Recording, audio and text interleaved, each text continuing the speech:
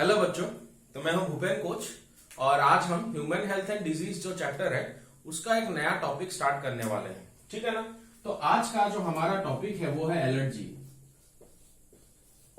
Okay, तो ये जो एलर्जी है बच्चों, ये एक इंपॉर्टेंट टॉपिक है और इस टॉपिक में से नीट में क्वेश्चंस पूछे जाते हैं। ठीक है, तो आज हम एलर्जी को डिटेल्स में समझने की कोशिश करेंगे। तो सबसे पहले तो एलर्जी के डेफिनेशन को हम लोग जानने की कोशिश करते हैं। So it is the exaggerated response of immune system। ठीक है ना। तो ये जो आपका डेफिनेशन है ये एनसीईआरटी में भी देके रखा हुआ है, तो इस डेफिनेशन को हम लोग समझने की कोशिश करेंगे। ठीक है, तो सबसे पहले इम्यून सिस्टम को थोड़ा सा जान लेते हैं 1 मिनट में। यहां पर तो हमारे बॉडी का जो इम्यून सिस्टम होता है बच्चों, उसमें कुछ खास सेल होते हैं, कुछ इंपॉर्टेंट सेल्स होते हैं। ठीक है ना। और ये जो इंपॉर्टेंट सेल्स होते हैं बच्चों, इन सेल्स का एक इंपॉर्टेंट कैपेबिलिटी होता है। और ये कौन सा इंपॉर्टेंट कैपेबिलिटी होता है? ये जो कैपेबिलिटी होता है इनका, ये सेल्फ और नॉन सेल्फ में डिस्टिंग्विश कर सकते हैं। ठीक है ना। समझने की कोशिश करेंगे हम लोग नॉन सेल्फ एंड सेल्फ। तो जो इम्यून सिस्टम है हमारा, वो किस किस में डिफरेंशिएट कर सकता है? Non self and self. ठीक है ना। नॉन सेल्फ के अगर बारे में बात करें, मतलब कि जो हमारे बॉडी का नहीं है, वो हमारे बॉडी का सेल नहीं है या फिर हमारे बॉडी का कोई प्रोडक्ट नहीं है। ठीक है ना। जैसे कि आप लोग मान सकते हो यहां पर बैक्टीरिया, ओके, वायरसेस, तो ये सारे जो होते हैं नॉन सेल्फ होते हैं। ठीक है। अब इन नॉन सेल्फ, जब ये सारे बैक्टीरिया वायरस ह्यूमन बॉडी के अंदर चले जाते हैं, किसी भी रूट से जा सकते हैं वो, ठीक है ना, इन्फेक्शन हो गया, उसके बाद जब ये ब्लड में जाते हैं तो हमारे ब्लड में कुछ इंपॉर्टेंट सेल होते हैं जो इनको रिकॉग्नाइज कर लेते हैं कि ये हमारे बॉडी के पार्ट नहीं है, दे आर नॉन सेल्फ। तो तुरंत ये क्या करता है, हमारा जो इम्यून सिस्टम है रेस्पॉन्स करता है। मतलब कि देखो, ये जो बैक्टीरिया हो गया, वायरस हो गया, ये जाके क्या करते हैं, हमारे इम्यून सिस्टम को एक्टिवेट कर देते हैं या फिर ट्रिगर कर देते हैं। और इस दौरान फिर हमारा इम्यून सिस्टम क्या हो जाता है, वो रेस्पॉन्ड करने लग जाता है। और ये रेस्पॉन्ड करने के बाद क्या बनाता है बच्चों? एंटीबॉडी। ये एंटीबॉडी बनाता है और ये जो एंटीबॉडी है फिर क्या करते हैं, जो बैक्टीरिया हो गया या फिर जो वायरसेस हो गया, इनको क्या करते हैं? एलिमिनेट करते हैं या फिर इनको बॉडी से खत्म कर देते हैं। तो इस तरह से जो हमारा इम्यून सिस्टम है वो क्या करता है, हमारे बॉडी में जो भी नॉन सेल्फ पार्ट अंदर जा रहा है उसको रिकॉग्नाइज करके उसके अगेंस्ट एंटीबॉडी बना के उनको बॉडी से क्या करता है? एलिमिनेट कर देता है। ठीक है ना। तो बच्चों यहाँ पे वास्ट मैकेनिज्म है जिसको हम लोग आगे के क्लास में डिस्कस करेंगे। अभी आप लोग खाली इतना जानिए। फिर नेक्स्ट होता है कि हमारा जो इम्यून सिस्टम है वो सेल्फ, हमारे बॉडी का कौन सा अपना सेल है, हमारे बॉडी का सिंथेसाइज किया हुआ कौन सा अपना पार्टिकल है या फिर कोई भी कंपोनेंट हो गया, ठीक है ना, तो उसको क्या कर सकता है? रिकॉग्नाइज कर सकता है। और उसको रिकॉग्नाइज करने के बाद उसके अगेंस्ट कोई भी वो रेस्पॉन्स नहीं करता है। वो जो अपने बॉडी के सेल्स होते हैं कंफर्टेबली अपना काम करते रहते हैं। मतलब इम्यून सिस्टम हमारे बॉडी के सेल्फ सेल्स को, हमारे बॉडी के ही सिंथेसाइज किए हुए सेल पार्टिकल्स को क्या कर सकता है? रिकॉग्नाइज कर सकता है और उनके अगेंस्ट कोई भी रेस्पॉन्स नहीं करता है। ठीक है ना। इतना जान गए आप लोग। ओके, अब इस डेफिनेशन में आगे देखेंगे एग्जैगरेटेड। ठीक है ना। ये जो वर्ड है एग्जैगरेटेड, इसका मतलब क्या है? ये वर्ड जो है एग्जैगरेटेड, इसका मतलब होता है hyper sensitivity. Okay, hyper sensitive, hyper का मतलब होता है बहुत ज्यादा और बहुत ज्यादा सेंसिटिवनेस शो करना, या फिर आप लोग कह सकते हो मोर या फिर एबनॉर्मल। मतलब हमारा इम्यून सिस्टम बच्चों क्या करता है, कभी कभी हमारे बॉडी के अंदर आने वाले एंटीजेंस के अगेंस्ट या फिर नॉन सेल्फ पार्टिकल्स के अगेंस्ट बहुत ज्यादा रेस्पॉन्स शो कर देता है। ठीक है ना। और जब बहुत ज्यादा रेस्पॉन्स शो कर देता है तो उस दौरान हमारे बॉडी में कुछ चेंजेस आते हैं जिसके कारण पर्सन अनकंफर्टेबल होता है या फिर बीमार पड़ जाता है। तो उसी को ही हम लोग क्या कहते हैं? एलर्जी कहते हैं। एलर्जी क्या है, समझ में आ गया? मतलब कि हमारा इम्यून सिस्टम कोई भी फॉरेन एंटीजन बॉडी में जा रहा है, उसके अगेंस्ट अगर वो ज्यादा हाइपर सेंसिटिविटी शो करता है तो उसको हम लोग एलर्जी कहते हैं। ठीक है। अब एलर्जी नॉर्मली हर लोगों में नहीं होता है, लेकिन कुछ लोग पाए जाते हैं जो एलर्जिक होते हैं बहुत सारे अलग अलग कंपोनेंट से। ठीक है ना। अब ये एलर्जी होता कैसे एक पर्सन को, तो वो हम जानने की कोशिश करेंगे। यहां पे देखिए आप लोग, जैसे कि मान लेते हैं एनवायरमेंट, ठीक है ना। तो हमारे एनवायरनमेंट में हम लोग जो है रोजमर्रा की जिंदगी में बहुत अलग अलग सब्सटेंसेस या फिर बहुत अलग अलग पार्टिकल्स के अगेंस्ट क्या करते हैं हम लोग फेस करते हैं, ठीक है। तो एनवायरनमेंट में कुछ ऐसे पार्टिकल्स होते हैं या फिर ऐसे ऑर्गेनिजम्स होते हैं जिनको पैथोजन कहा जाता है, पैथोजन, ठीक है ना। जिसके पैथोजन में एग्जांपल आपका क्या है, जैसे कि बैक्टीरिया हो गया, थोड़ी देर पहले मैंने बताया, या फिर आपका वायरसेस हो गया, ठीक है ना, या फिर कोई भी ऐसा पार्टिकल जो क्या कर सके, इम्यून सिस्टम को इवोक कर दे या फिर इम्यून सिस्टम को आपका एक्टिवेट कर दे, ठीक है। तो इस कंडीशन में एनवायरनमेंट से अगर कोई पैथोजन बॉडी के अंदर एंटर होता है तो हमारा जो इम्यून सिस्टम है वो क्या हो जाता है बच्चों, यहां पर रेस्पॉन्ड करता है। और हमारे एनवायरनमेंट में बहुत सारे ऐसे भी लिविंग या नॉन लिविंग, यहां पे देखिए हमारे एनवायरनमेंट बहुत सारे ऐसे लिविंग और नॉन लिविंग कंपोनेंट होते हैं जिनके अगेंस्ट हमारा जो इम्यून सिस्टम है वो कोई भी रेस्पॉन्स शो नहीं करता है, ठीक है ना। उनका एग्जांपल क्या हो सकता है, उनके एग्जांपल में जैसे कि हो गया डस्ट, माइट्स, पोलन, या फिर आप लोग मान लीजिए एनिमल डेंडर, ठीक है ना। नॉर्मली अगर कोई जो ह्यूमन बीइंग है इन सब का अगर एक्सपोज होता है, डस्ट से अगर वो एक्सपोज हो गया तो नॉर्मली उतना ज्यादा जो हमारा इम्यून सिस्टम है, जो हमारा इम्यून सिस्टम है वो रेस्पॉन्ड नहीं करता है, नो रेस्पॉन्स, ठीक है ना। Our immune system will not respond against all this substances, living हो या नॉन लिविंग हो, ठीक है ना। लेकिन कुछ लोगों में ऐसा होता है कि ये जो लिविंग या नॉन लिविंग कंपोनेंट जो मैंने आपको बताए, इनके कांटेक्ट में अगर कोई पर्सन आ जाए तो उसका जो इम्यून सिस्टम है वो हाइपर सेंसिटिविटी शो कर सकता है। तो उस कंडीशन में हम कहते हैं the person is allergic to these certain substances. और जो सब्सटेंसेस पर्सन में एलर्जी कॉज करते हैं उनको हम लोग क्या कहते हैं बच्चों, उनके लिए टर्म है, they are known as your allergens. मतलब कि ऐसे सब्सटेंसेस जो नॉर्मली किसी ह्यूमन बीइंग के इम्यून सिस्टम को इवोक नहीं कर पाते हैं, या फिर ऐसे सब्सटेंसेस किसी नॉर्मल ह्यूमन बीइंग उनके अगेंस्ट अगर आपका क्या हो गया, एक्सपोजर हो गया तो कंफर्टेबल रहते हैं, ठीक है। लेकिन सर्टन पर्सन, कुछ लोग ऐसे होते हैं उनका बॉडी इनके अगेंस्ट भी क्या करता है, रेस्पॉन्स शो कर देता है और क्या प्रोड्यूस करता है, एलर्जी। तो ऐसे सब्सटेंसेस जो एलर्जी को इवोक करते हैं उनको हम लोग क्या कहते हैं, एलर्जेंस कहते हैं। जैसे कि एग्जाम्पल आपका क्या हो गया, डस्ट। डस्ट का मतलब तो पता है धूल, है ना। माइट्स क्या होता है, mites are the microscopic organisms जो हमारे ही घर में रहते हैं यहाँ वहां, ठीक है ना। वो धूल के साथ रहते हैं या फिर कहीं गंदा हो रखा है घर, वहां पे आपको माइट्स मिल जाएंगे, ठीक है। इन माइट्स को अगर किसी ने इनहेल कर लिया तो उस पर्सन को क्या हो सकता है, एलर्जी हो सकता है। या फिर इन माइट्स के एक्सक्रीटा, ये माइट्स जो एक्सक्रीट करेंगे उसके भी कांटेक्ट में अगर पर्सन आ गया तो उसको एलर्जी हो सकता है। पोलन की बात करें तो आप लोग को पता होगा जो प्लांट्स वगैरह होते हैं वो बहुत ज्यादा पोलन प्रोड्यूस करते हैं, और मेन एम पोलन बहुत ज्यादा अमाउंट में प्रोड्यूस करने का यही मतलब होता है कि चांसेस ऑफ फर्टिलाइजेशन वहां पर इंक्रीज हो जाए। और पोलन का ट्रांसमीटर आइदर वाटर से होता है ट्रांसमिशन, नहीं तो कहां से होगा, एयर से। अगर एयर से हो रहा है और किसी पर्सन ने अगर इनहेल कर लिया और वो अगर पोलन के अगेंस्ट एलर्जिक है तो उसका बॉडी क्या शो करेगा, एलर्जी, ओके। वैसे ही हो गया एनिमल डेंडर। एनिमल डेंडर का मतलब क्या होता है बच्चों, एनिमल्स के पार्ट। जैसे कि मान लो किसी के घर में कोई पेट डॉग है या फिर कैट है तो उसके बॉडी से जो स्मॉल स्मॉल फर निकलेंगे, जो हेयर्स निकलेंगे, वो भी किसी ने अगर इनहेल कर लिया तो पर्सन को एलर्जी हो सकता है, ठीक है ना। या फिर कोई हाउस फ्लाई है, ठीक है, उसके स्मॉल स्मॉल पार्ट्स, वो मर गया, उसके बॉडी के पार्ट्स, वो सब भी अगर बॉडी में एंटर कर गया तो भी एलर्जी हो सकता है। इसके अलावा ऐसे और भी बहुत सारे कंपोनेंट होते हैं बच्चों जो पर्सन में क्या कॉज कर सकते हैं, एलर्जी। जैसे कुछ लोगों को एनिमल प्रोडक्ट से एलर्जी होता है, मिल्क से एलर्जी होता है, आपका सी फूड से एलर्जी होता है, ठीक है ना। तो हम क्या समझे अभी तक, थोड़ा सा यहाँ पर समरी ले लेते हैं। हमारा इम्यून सिस्टम क्या करता है, कैपेबिलिटी रखता है सेल्फ और नॉन सेल्फ के बीच में डिस्टिंग्विश करने का। अगर कोई नॉन सेल्फ बॉडी में आता है तो उसके अगेंस्ट इम्यून सिस्टम रेस्पॉन्ड करता है और क्या बनाता है, एंटीबॉडी। यहां तक क्लियर है, ठीक है। अब नॉर्मली क्या होता है, एनवायरनमेंट में कुछ चीजें ऐसी होती है जिनके अगेंस्ट हमारा नॉर्मल ह्यूमन बीइंग का बॉडी रेस्पॉन्ड नहीं करता है, लेकिन जिस पर्सन को एलर्जी होता है उस पर्सन का बॉडी ऐसे चीजों के अगेंस्ट रेस्पॉन्स करना स्टार्ट कर देगा, ठीक है ना। और एक हाइपर सेंसिटिविटी शो करेगा उसका इम्यून सिस्टम, जिसको हम लोग एलर्जी कहते हैं। और उन सब्सटेंसेस को हम लोग क्या कहेंगे, यहाँ पर एलर्जन कहेंगे।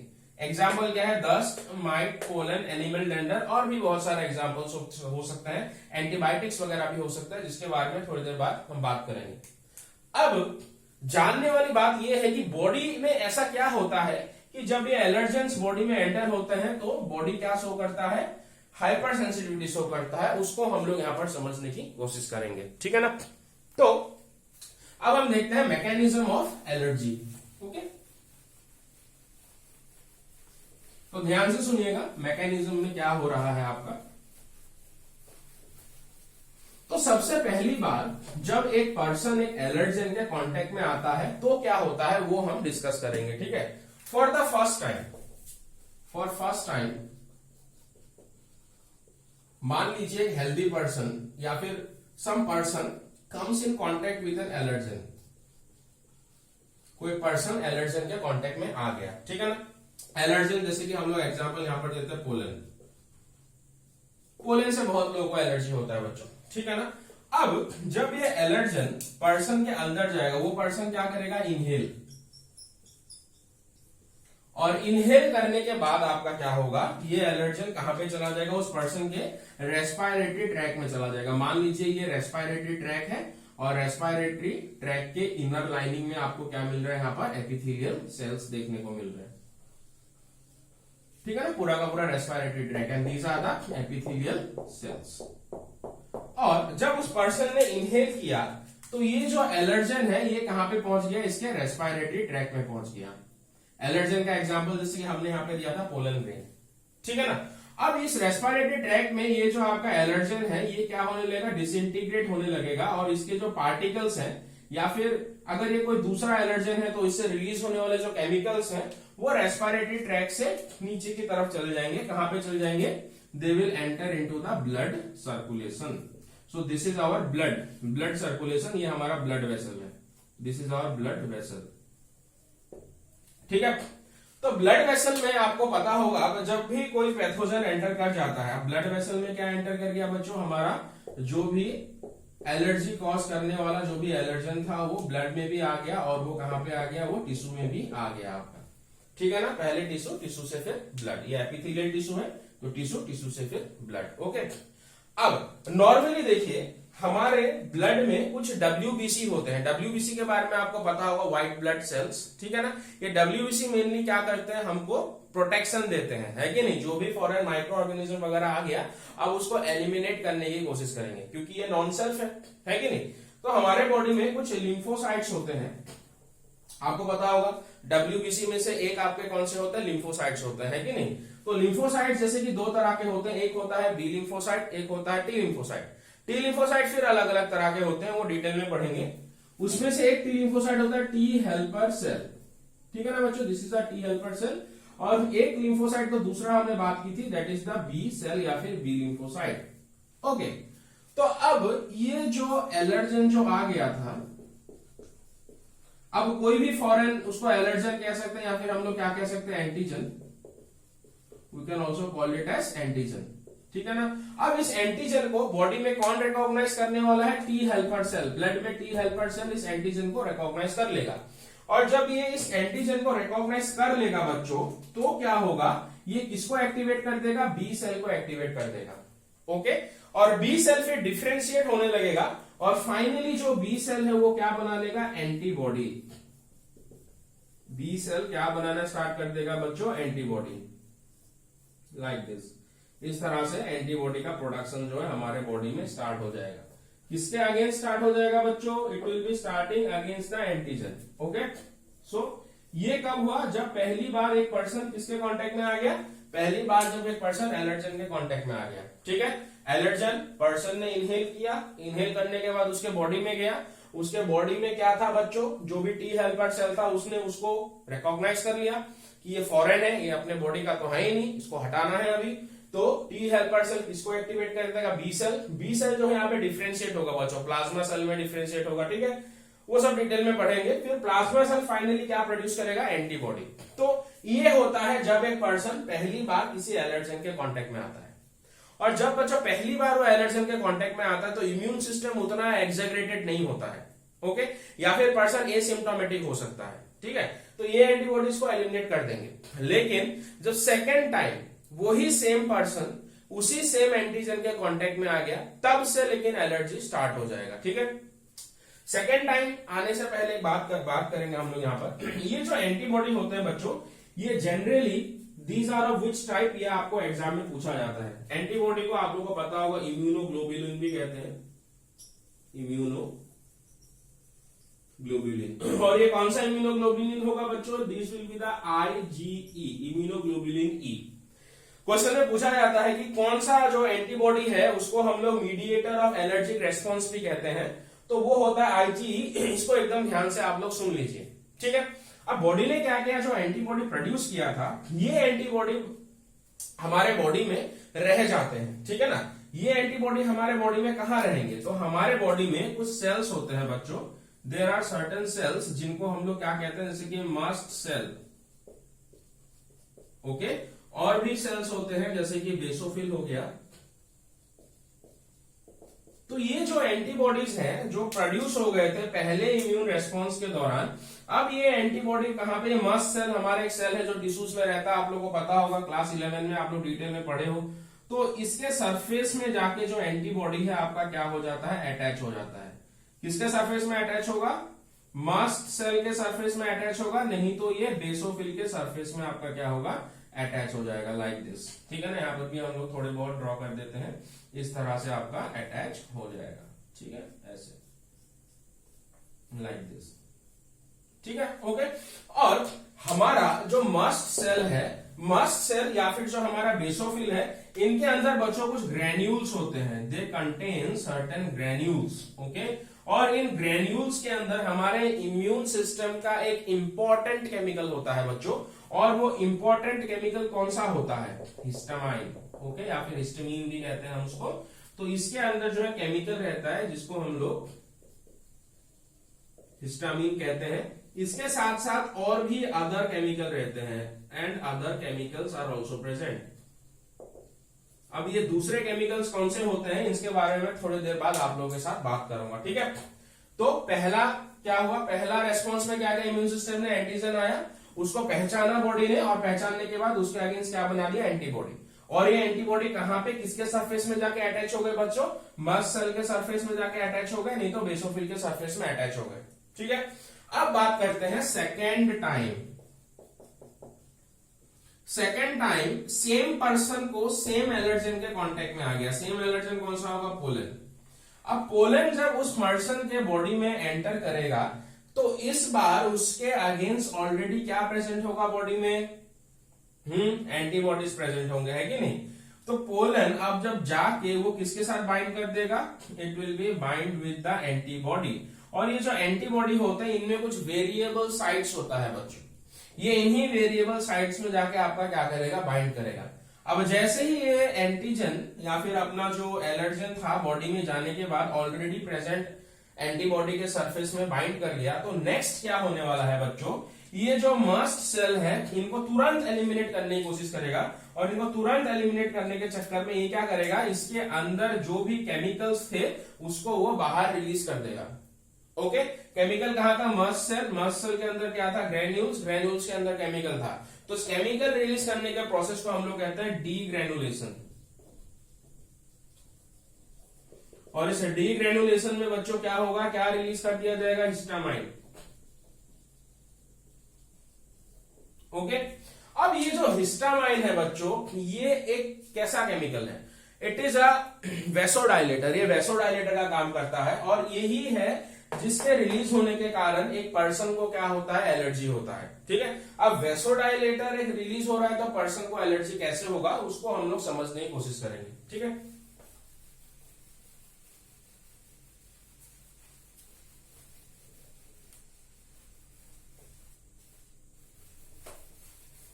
तो यहां पर आप लोग देखिए, मान लो वेसोडाइलेटर रिलीज हो गया, ठीक है। तो ये एक ब्लड वेसल है, this is a blood vessel, okay. और यहां पर बाहर की तरफ जो मस्ट सेल थे, इन मस्ट सेल ने बच्चों क्या रिलीज कर दिया, this must cell has release histamine. और हिस्टामिन मैंने जैसे कि कहा it is a potent vasodilator. Potent vasodilator का मतलब क्या होता है, देखो ब्लड वेसल अब थोड़ा सा बहुत डायलेट हो जाएगा, मतलब यहां पे वैसो डायलेटर रिलीज हुआ, now the blood vessel will be dilated. Blood vessel मतलब डायलेट हो गया, इसका मतलब क्या है, मतलब क्या ब्लड वेसल का परमिएबिलिटी बढ़ जाएगा। So upon vasodilation by histamine this blood vessel dilates, blood vessel हो गया dilate means increase in permeability,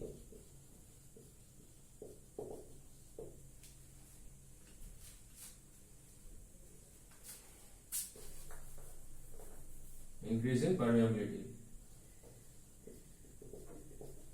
अब जब एक ब्लड वेसल का बच्चों परमिएबिलिटी इंक्रीज होने लगेगा तब क्या होगा, जब एक ब्लड वेसल का परमिएबिलिटी इंक्रीज होगा तो इस ब्लड वेसल के अंदर जो भी फ्लूइड था वो कहां पे चला जाने लगेगा, वो बाहर जाने लगेगा फ्लूइड, है कि नहीं। तो इसीलिए बच्चों क्या होता है, जब किसी पर्सन को एलर्जी होता है तो उसमें हमको कुछ सिम्टम्स देखने को मिलते हैं या फिर अलग अलग तरह के एलर्जी होते हैं, ठीक है। तो यही जो ब्लड वेसल में वैसोडाइलेशन हुआ, वैसोडाइलेशन होने के बाद क्या हुआ, ब्लड वेसल का परमिएबिलिटी बढ़ गया यहाँ पर, ठीक है ना। अब इसी चीज को हम लोग कुछ अलग अलग तरह के एलर्जी के साथ हम लोग क्या करेंगे, समझने की कोशिश करेंगे, ठीक है ना। बस आपको क्या याद रखना है कि सेकेंड टाइम जब वो पर्सन सेम एलर्जन के कांटेक्ट में आया तो क्या हुआ, जो ऑलरेडी फर्स्ट इन्फेक्शन में जो आपका क्या बन गया था, यहाँ पर एंटीबॉडी बन गया था। एंटीबॉडी कौन सा था, IgE, उसके साथ जाके बाइंड किया और जो मस्ट सेल थे या फिर जो बेसोफिल्स थे उनके अंदर से हिस्टामिन बाहर निकला। Histamine is a potent vasodilator, जिसने ब्लड वेसल को क्या क्या डायलेट कर दिया, उसकी परमिएबिलिटी बढ़ गई और साथ साथ बाहर क्या निकलने लगा, फ्लूइड बाहर निकलने लगा। मैंने एक और बात की थी कि हिस्टामिन के साथ जो है अदर केमिकल्स भी रिलीज होते हैं। अदर केमिकल कौन से होते हैं, this other chemicals are chemoattractants. ये जो कीमो अट्रैक्टेंट्स हैं इनका काम क्या होता है, जिस एरिया में इंफेक्शन हुआ है उस एरिया में ये और भी WBC को क्या करते हैं, आकर्षित करते हैं। They attract the WBC to that area. Obviously क्योंकि यहां पर अगर आपका मान लो कोई एलर्जन आ गया है तो सिग्नल मिल जाता है कि सारे WBC यहां पर आइए और आके क्या कीजिए, ये जो एलर्जन था उसको फैगोसाइटोसिस कर लीजिए और बॉडी से खत्म कीजिए, ठीक है। और उसके साथ साथ क्या होता है, ब्लड वेसल का परमिएबिलिटी भी बढ़ता है। तो जब बहुत ज्यादा बच्चों हिस्टामिन रिलीज हो जाता है तो बहुत ज्यादा वैसोडाइलेशन हो जाता है, जिसके कारण जो ब्लड वेसल से बहुत ज्यादा फ्लूइड बाहर भी जाने लगता है और उस एरिया में जो है बहुत सारे WBC का माइग्रेशन भी होता है, जहां पर इन्फेक्शन कीमो अट्रैक्टेंट्स रिलीज हो जाते हैं। कीमो अट्रैक्टेंट जैसे कि लिम्फोकाइंस वगैरह आपके एग्जांपल है, ठीक है ना। लिम्फोकाइंस, मोनोकाइंस, ये सारे कीमो अट्रैक्टेंट्स के एग्जांपल हैं, ठीक है। तो WBC वहां पर अट्रैक्ट होगा उस साइड में, ताकि पोलन ग्रेन को वहां पर क्या किया जा सके, या फिर कोई दूसरा एलर्जन भी हो सकता है उसको वहां पर फैगोसाइटोसिस किया जा सके। तो ये जो सारा जब रिएक्शन होता है बच्चों, तो बॉडी वहां पे अनकंफर्टेबल हो जाता है अगर बहुत ज्यादा हिस्टामिन रिलीज हुआ। उसी को कहते हैं हम लोग हाइपर सेंसिटिविटी, या फिर उसी को हम लोग एलर्जी कहते हैं। अब देखते हैं कुछ एग्जांपल, देखते हैं कुछ एलर्जीज के कि ऐसा होने से पर्सन किस तरह से अनकंफर्टेबल होता है, ठीक है। तो मेरे ख्याल से यहां तक समझ चुके हो आप लोग। तो सबसे पहला, एक्चुअली ये एक डिजीज तो नहीं है, या फिर आप इसको सिम्टम भी कह सकते हो, तो जानने की कोशिश करेंगे। मैं 3-4 आप लोगों को जो यहाँ पर एलर्जी से रिलेटेड केसेस बता दूंगा, ठीक है ना। तो पहला वाला जो आपका यहां पर है, that is the hay fever. तो हे फीवर एक्चुअली क्या होता है बच्चों, जब भी कोई पर्सन किसी एलर्जन के कांटेक्ट में आ जाता है, मान लो उसके नेसल पैसेज में वो एलर्जन चला गया, ठीक है। अब उस कंडीशन में क्या होगा, मान लो उसके नेसल पैसेज में इनर लाइनिंग में जो भी ब्लड वेसल है, ठीक है ना, तो this is the inner lining of the nasal passage, जिसमें क्या है, ब्लड वेसल है। तो जैसे ही एलर्जन आया, यहाँ पे क्या रिलीज हुआ, वैसोडाइलेटर। जो मस्ट सेल था उसने क्या रिलीज कर दिया, vasodilator, that is the histamine. और हिस्टामाइन के रिलीज होते क्या हुआ, ब्लड वेसल में डायलेशन होना स्टार्ट हो गया। अब ब्लड वेसल का जब डायलेशन होगा, मतलब कि पहले जितना ब्लड आ रहा था अब और भी ज्यादा यहाँ पर जो है आपका ब्लड आने लगेगा ब्लड वेसल में, ठीक है ना। और दूसरा मैंने क्या बताया था यहाँ पर, जो WBC है, WBC का भी यहाँ पर माइग्रेशन होना आपका स्टार्ट हो जाएगा इस एरिया में, जहां पर क्या रिलीज हो गया था, आपका हिस्टामिन रिलीज हो गया था। ठीक है ना। तो इसीलिए क्या होता है, ब्लड वेसल का सबसे पहले तो परमिएबिलिटी बढ़ेगा, तो ब्लड वेसल का परमिएबिलिटी बढ़ेगा तो बाहर की तरफ क्या निकलना स्टार्ट होगा, फ्लूइड। और बाहर की तरफ बच्चों जब फ्लूइड बाहर निकलने लगेगा तो हमारा जो नेसल एपिथेलियम है उसके अंदर जो ब्लड वेसल ने लाइनिंग करके रखा है उससे फ्लूइड बाहर निकलेगा, तो नाक बहने लगेगा बच्चों, रनिंग नोज। ओके, तो हे फीवर का पहला सिम्टम क्या है, रनिंग नोज, नाक बहने लगेगा। ठीक है ना। और दूसरा क्या होगा, क्योंकि यहां पर इस एरिया में आपका क्या हो रहा है, जो ब्लड का सप्लाई है बढ़ गया वेसोडाइलेशन के कारण, तो इस एरिया में क्या होगा, रेडनेस होगा, रेडनेस ऑफ नोज। ठीक है ना। उसके साथ साथ क्या होगा, वाटरी आई,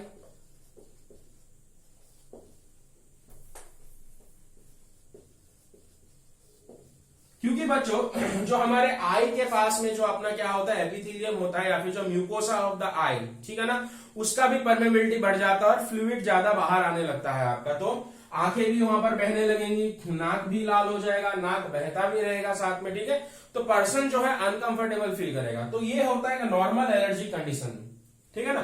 तो हे फीवर कोई फीवर नहीं है, ये एक एलर्जी है आपका। ठीक है, और ये किसी भी एलर्जन के कारण हो सकता है।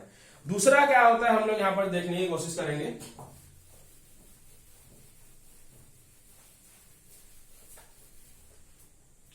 दूसरा इंडिया में सबसे कॉमन है, that is the bronchial asthma.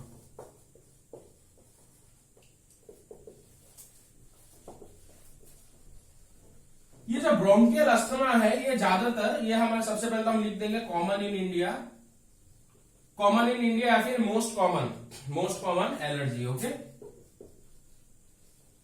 ये एलर्जी बच्चों किसका होता है, लंग्स का एलर्जी होता है, it is allergy of the lungs. ठीक है, यहां पर क्या होता है, जो एलर्जन होता है, जो एलर्जन होता है वो कहां पे एंटर कर जाता है, रेस्पिरेटरी ट्रैक में।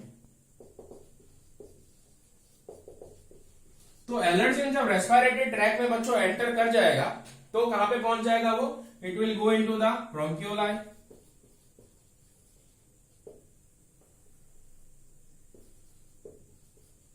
वो ब्रोंकियोलाई में पहुंच जाएगा आपका। ठीक है ना। और ब्रोंकियोलाई में पहुंचने के बाद क्या होगा, ब्रोंकियोलर वॉल में या फिर ब्रोंकाई के वॉल में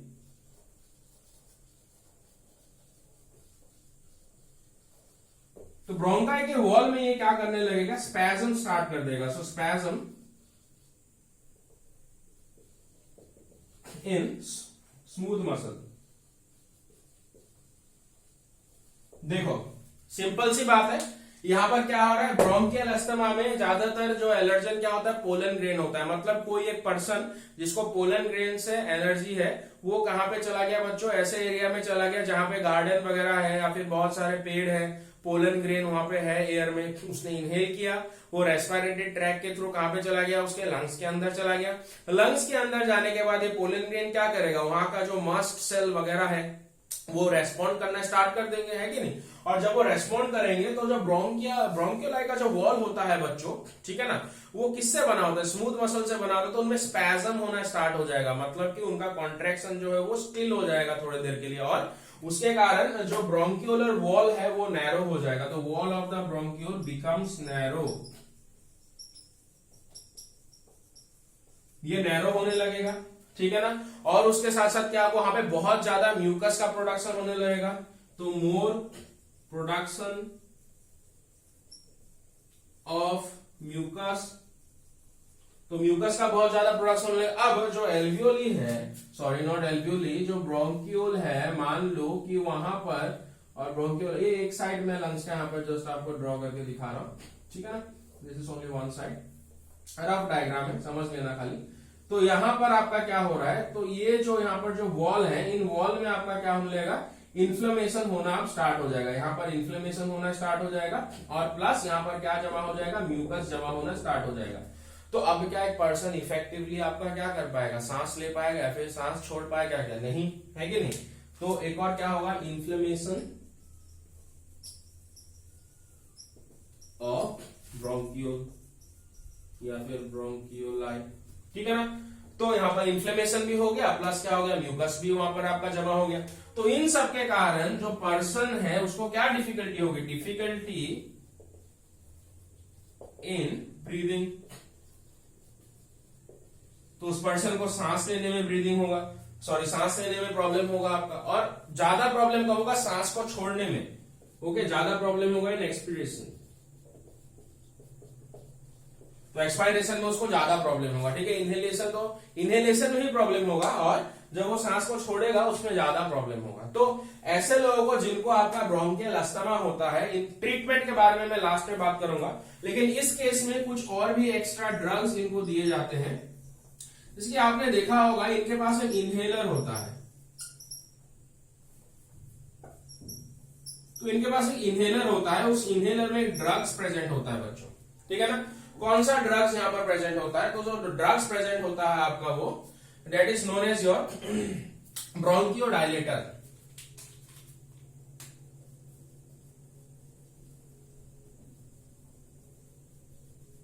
तो ये जो ड्रग्स होता है बच्चों, इनके इनहेलर में प्रेजेंट होता है। तो जब ये ऐसे एलर्जन के कांटेक्ट में आ जाते हैं तो उस इनहेलर को ये अंदर इनहेल कर लेते हैं, और थोड़ा बहुत जो आपका क्या है यहाँ पर जो स्पैज्म हो गया था, जिसके कारण जो वॉल कंस्ट्रिक्ट हो गया था, वो थोड़ा बहुत आपका क्या हो जाएगा, डायलेट हो जाएगा। तो जिसके कारण जो है उनको रेस्पिरेशन में क्या होगी, यहाँ पर आसानी मिलेगी। ठीक है ना, तो ये आजकल का जो एक्चुअली जो सिटीज में रहने वाले लोगों का कॉमन प्रॉब्लम ये होता ही है। ठीक है ना, नेक्स्ट हम लोग देखते हैं कि अगला एलर्जी में क्या है आपका, कौन सा अगले तरह का एलर्जी है।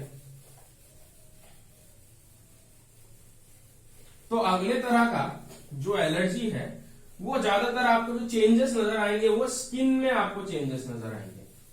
ठीक है ना, जैसे कि इजीमा के बारे में अगर बात करें हम लोग,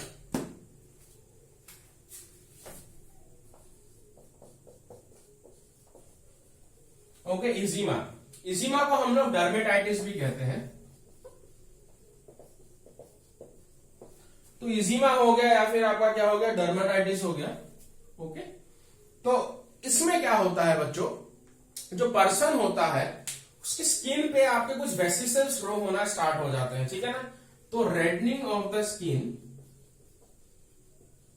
रेडनिंग ऑफ स्किन, और इसके साथ साथ क्या होता है, वेसिकल फॉर्मेशन। स्किन जो है लाल होने लगता है। वेसिकल का मतलब क्या होता है बच्चों, स्मॉल पॉक्स होता है, जो छोटे छोटे जो दाने उगने लगते हैं स्किन के ऊपर, वैसे दाने उगने लगते हैं और उनके अंदर फ्लूइड होता है बच्चों।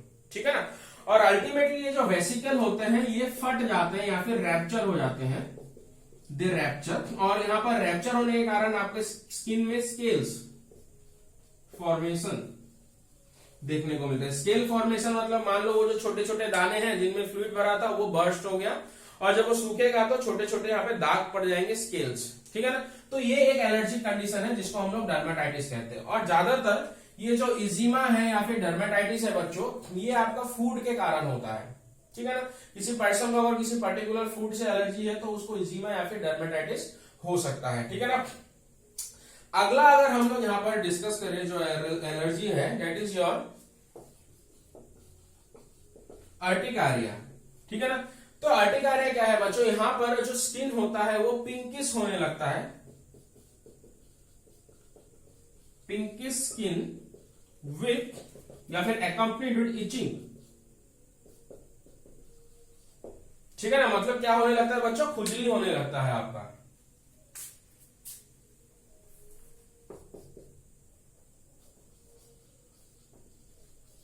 ओके, तो पर्सन जो है यूट्रिक एरिया में, ये जो यूट्रिक एरिया है बच्चों, फिर से आपका ये किसके कारण हो रहा है, it is again because of the food.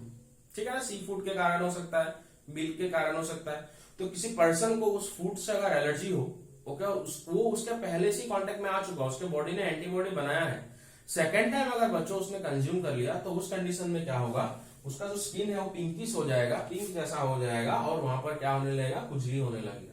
तो ज्यादातर एक्चुअली क्या होता है एलर्जी में, जो इन्फ्लेमेटरी रिएक्शन होता है बच्चों। इन्फ्लेमेटरी रिएक्शन मतलब कि जो वेसल है, वेसल का वेसोडाइलेशन होना, ठीक है ना, उस एरिया में पेन होना, रेडनेस होना, those are your inflammatory reaction.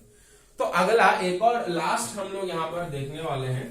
ठीक है ना, तो अगला लास्ट टाइप का एक एलर्जी देखते हैं ये बहुत इंपॉर्टेंट है लेकिन बच्चों, और ये सबसे सीवियर भी है। This is known as anaphylactic shock.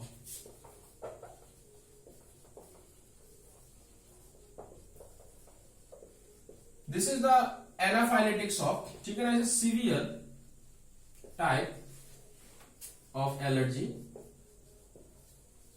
यहां पर अगर एक एलर्जन का example they, for example penicillin. अभी तो आप लोग सोच रहे होंगे तो पेनिसिलिन है, इससे तो एंटीबैक्टीरियल क्रीम वगैरह बनाया जाता है, इससे किसी पर्सन को एलर्जी हो सकता है क्या? देखो बच्चों, वर्ल्ड में जो लोग हैं उनको अलग अलग कंपोनेंट से एलर्जी हो सकता है, किसी को कुछ मेडिसिन से भी एलर्जी हो सकता है, तो कोई बड़ी बात नहीं है, ठीक है ना। ऐसा नहीं है कि आपका जो एनाफाइलेटिक शॉक है वो पेनिसिलिन से ही हो सकता है, कोई दूसरे एलर्जन के कारण भी हो सकता है, और इसके कारण जो है लोगों का डेथ भी हो रखा है आपका। ये कैसे होता है एक्चुअली देखते हैं हम लोग। देखो, जब ये जो एलर्जन है ब्लड में पहुंच जाता है तो उस ब्लड वेसल का क्या हो जाता है बच्चों, अब मैं बार बार नहीं बोलूंगा, उस ब्लड वेसल का यहाँ पर वेसोडाइलेशन होना स्टार्ट हो जाता है आपका, ठीक है। अब ब्लड वेसल का जब वेसोडाइलेशन होना स्टार्ट हो जाएगा, मान लो बहुत ह्यूज क्वांटिटी में हिस्टामाइन रिलीज हो गया, ठीक है ना। अब बहुत ह्यूज क्वांटिटी में जब हिस्टामाइन रिलीज हो जाता है तो बहुत ज्यादा वेसोडाइलेशन हो गया, और बहुत ज्यादा वेसोडाइलेशन होने के कारण इस ब्लड वेसल से बाहर क्या निकल गया, फ्लूइड या फिर वाटर बाहर निकल गया, आप लोग कह सकते हो, क्योंकि वेसोडाइलेशन के टाइम पे इसका परमेबिलिटी बढ़ जाता है, हमने डिस्कस किया था। अब जो हमारा ब्लड वेस्कुलर सिस्टम है उसमें एक प्रेशर होता है बच्चों, जिसको हम लोग बीपी कहते हैं, ब्लड प्रेशर। अगर हमारे ब्लड वेसल का हद से ज्यादा वेसोडाइलेशन हो जाता है तो वहां से बहुत ज्यादा फ्लूइड बाहर की तरफ आ जाएगा, और बहुत ज्यादा फ्लूइड जब बाहर की तरफ आ जाएगा तो उन ब्लड वेसल्स के अंदर क्या कम हो जाएगा, प्रेशर। तो जितना ज्यादा वेसोडाइलेशन होगा उतना ज्यादा फ्लूइड बाहर निकलेगा ब्लड वेसल के, और प्रेशर ब्लड वेसल के अंदर गिरता रहेगा। तो इस तरह से जो पर्सन का जो ब्लड प्रेशर है बहुत ज्यादा लो हो जाता है, अल्टीमेटली जो हार्ट है वो बीट करना स्टॉप कर देता है, एंड द पर्सन डाइज। तो this condition is known as your anaphylactic shock. और जिस पर्सन को एलर्जी है बच्चों, उसका तुरंत ट्रीटमेंट करना जरूरी है, ठीक है ना। तो ट्रीटमेंट के बारे में हम लोग यहाँ पर बात करेंगे, क्या ट्रीटमेंट हो सकता है। Okay, so let's discuss the treatment of allergy. तो उम्मीद करता हूं कि यहां तक जो है आप लोगों को समझ में आ गया होगा। सबसे पहला जो अच्छा ट्रीटमेंट है, ट्रीटमेंट नहीं है एक्चुअली, ये आपका क्या है, प्रिवेंटिव मेजर, ठीक है ना, टू स्टे अवे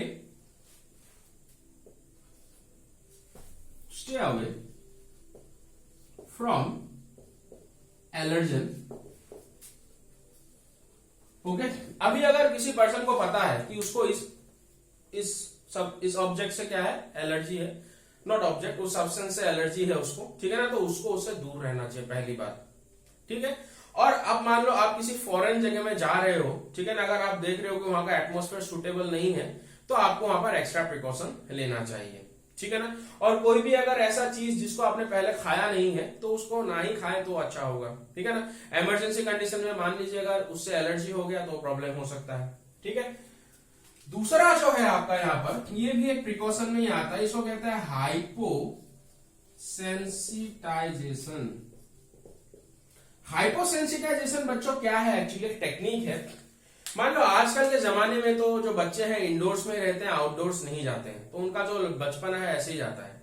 तो जब वो लेटर ऑन जब बड़े होके बाहर जाने लगते हैं अकेले, तो उनको क्या होता है, डस्ट से एलर्जी हो जाता है, किसी गैस से एलर्जी हो जाता है, ठीक है ना। लेकिन अगर मान लो बचपन से ही अगर बच्चा एनवायरमेंट के साथ मिलते रहे, ठीक है ना, थोड़ा थोड़ा डस्ट में जाने लगे, डस्ट वाले रास्ते से, मतलब थोड़ा थोड़ा जो एलर्जन है उसके कांटेक्ट में वो आए, तो धीरे धीरे बॉडी क्या करेगा, उसके अगेंस्ट इम्यूनिटी डेवलप कर लेगा, तब लेकिन हाइपर सेंसिटिविटी नहीं होगा।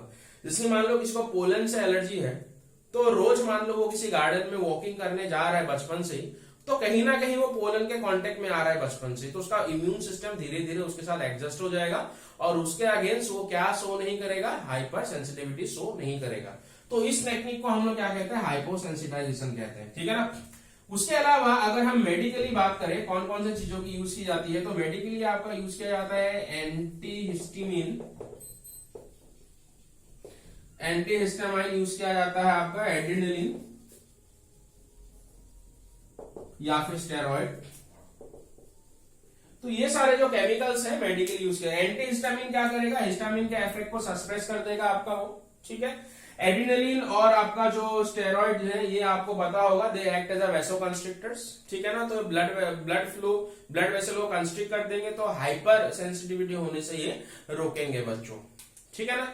तो जिन लोगों को जो है जैसे कि एनाफाइलेटिक शॉक हो गया तो तुरंत उनको स्टेरॉइड या फिर एड्रेनलिन का जो इंजेक्शन है देना जरूरी होता है। तो आज के क्लास में बच्चों हमने क्या पढ़ा, एलर्जी के बारे में पढ़ा, ठीक है ना। मैंने बताया कि एलर्जी का डेफिनेशन समझाया और सारा का सारा जो है उसका मैकेनिज्म समझाया, कुछ एलर्जी के एग्जांपल भी देखे। तो आप लोगों को लेक्चर कैसा लगा आप लोग कमेंट करके जरूर बताइएगा। Thank you everybody.